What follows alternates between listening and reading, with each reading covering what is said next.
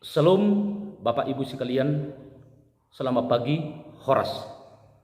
Seperti biasa sebelum kita memulai pekerjaan kita pagi hari ini, kita terlebih dahulu bersekutu dengan Tuhan, berdoa dan mendengarkan firman Tuhan. Sebelum kita mendengarkan firman Tuhan, kita berdoa. Terima kasih Bapa di surga buat kasih setiamu yang selalu memelihara hidup kami.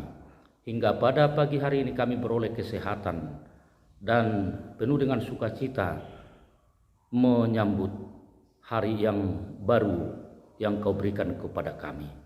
Tuhan, sebelum kami memulai pekerjaan kami, terlebih dahulu kami berserah diri kepadamu, bersekutu dengan Engkau Tuhan, dengan doa dan dengan mendengarkan firman-Mu yang menjadi renungan harian bagi kami pada saat ini.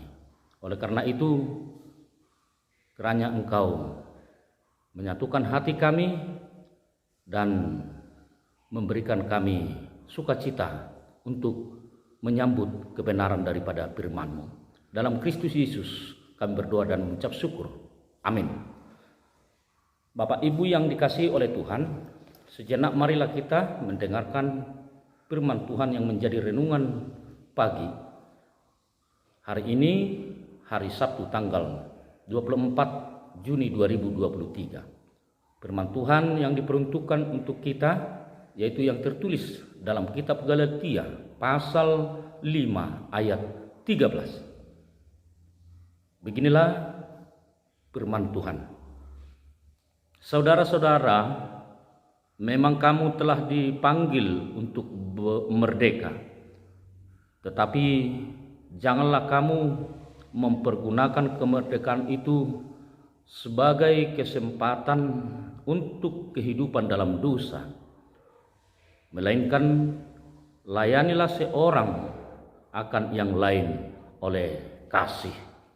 Demikian bunyi firman Tuhan.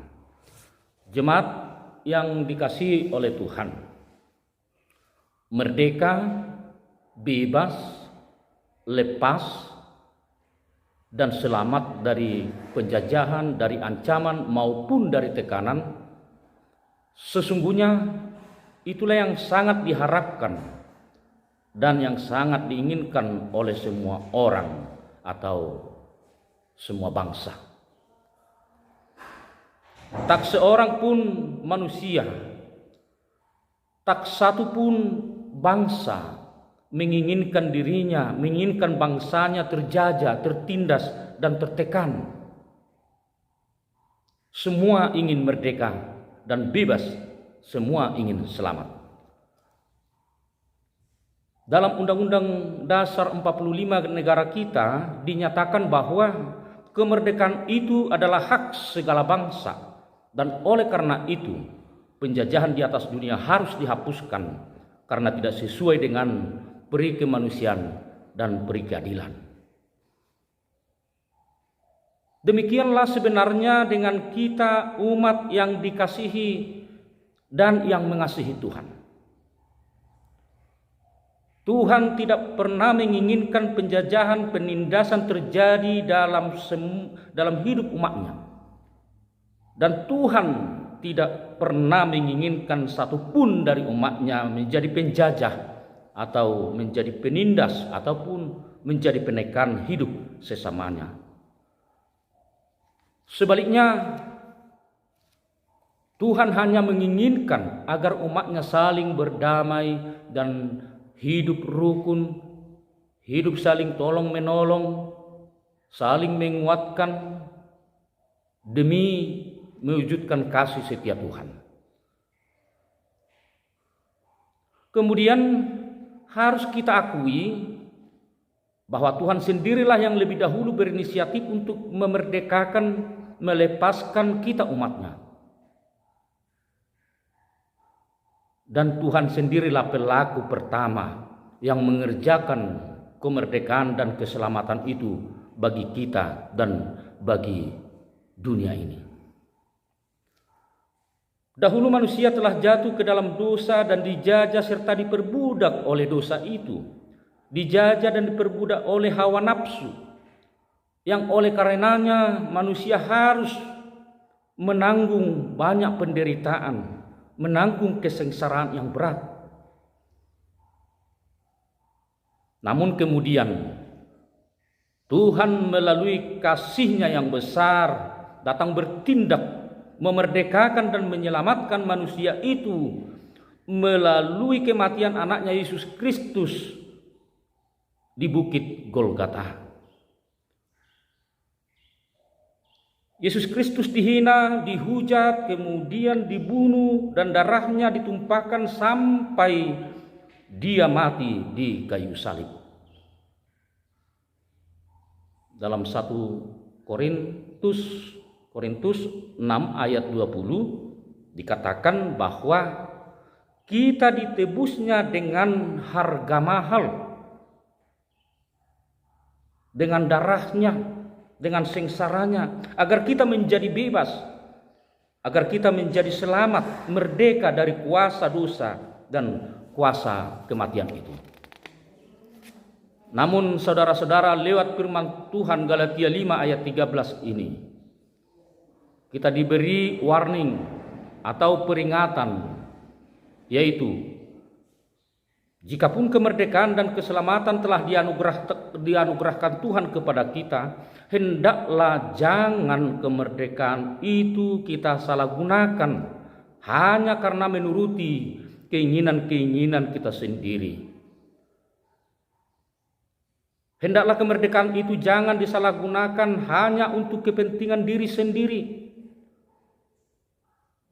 Kiranya kemerdekaan itu jangan menjadi suatu kesempatan bagi kita untuk bersemena-mena melakukan sesuatu sebebas-bebasnya kepada orang lain.